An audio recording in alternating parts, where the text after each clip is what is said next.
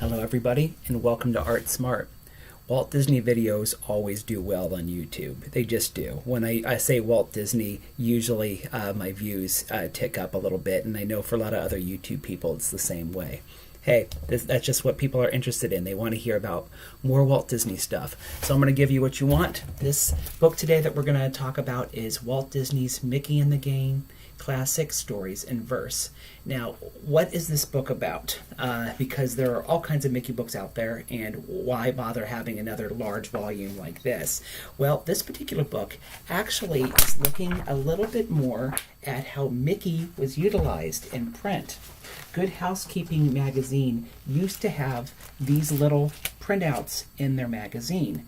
And the book primarily is looking at all of these paintings and all of these printouts that were part of Good Housekeeping magazine. Well, what happened is Disney would have all of these shorts, and he would actually talk about the film and what was going to happen in that short subject in these basically advertisements that they would have in Good Housekeeping. What is great about it is you would have artwork that oftentimes made it into the film, and sometimes not. Sometimes artwork that they took out of the film put into these little advertisements. And usually there was a little bit of verse that was written up to go along with it, like a little kind of rhymey poem that they would add to the painting inside of this advertisement, telling you what was coming. And so it would give you a little snapshot of the film and what was coming, and also show you visually what it would look like. This is a great way for people to learn about what Disney films were coming out and deciding which shorts they wanted to see. And it would also just be a way for people to collect really beautiful art as they bought these magazines. So it helps sell both Disney and the magazine itself. What is great, though, about this particular book, though, is it shows us a little snapshot of how these write-ups that came out in the magazine actually affected the Disney company on the whole.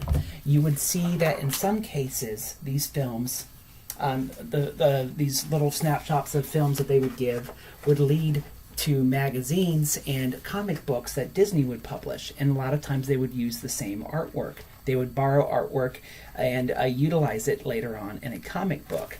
Sometimes they would use it for posters, and there are examples of how this artwork was taken and kind of adapted into poster form. Sometimes they would use it for inspiration for products. They would make toys, and then they would use pictures that were painted for the magazine on the product, like on the package. And so they would recycle a lot of this artwork. And it was a way of keeping a lot of these films alive. A great example would be the Silly Symphonies. Let me see. Yeah. There are many Silly Symphonies that kind of came and went quickly. The Country Cousin is an example here. And it would do well for a short period of time, but then basically it was forgotten. And having it, though, in this magazine is a way to help people remember it. It was a way for people, before they could go out and buy a home video for themselves, to remember the film that they might have enjoyed that quickly went out of theaters. And it would also be a way for them to maybe keep the film alive. If you had a really nice painting for, let's say, The Country Cousin, and you wanted to keep that property alive, Disney could take those pictures and maybe put them into a book, or maybe sell them in a comic book. Or, like I said earlier, maybe take that image and put it on a toy that they could sell. So they could keep the property alive longer than it would usually be alive for if you were just letting the film run its course through the theaters. So this is an interesting snapshot of Walt Disney as a company in the 30s and 40s, and how they marketed their films, and how they were able to keep their properties alive in an age before you had television, DVD, internet, blah, blah, blah. So a lot of times people were able to experience their films on a deeper level than we might have thought otherwise. And this book does a great job of showing that to us.